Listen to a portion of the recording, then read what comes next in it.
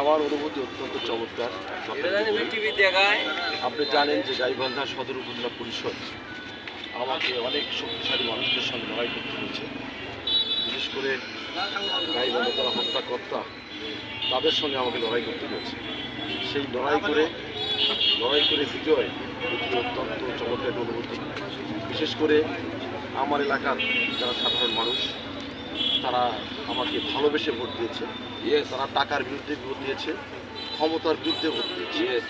এটাই আমার, সেই জন্য আমি আমার এলাকাবাসীর কাছে অত্যন্ত কৃতজ্ঞ এবং তাদেরকে আমি ধন্যবাদ জানাতে চাই।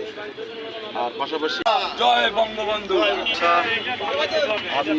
যাদের জনগণ যে প্রত্যাশা নিয়ে আমাকে ভোট দিয়েছে, জনগণ ভালো কিছু করা, ভালো কিছু দেখা এবং তারা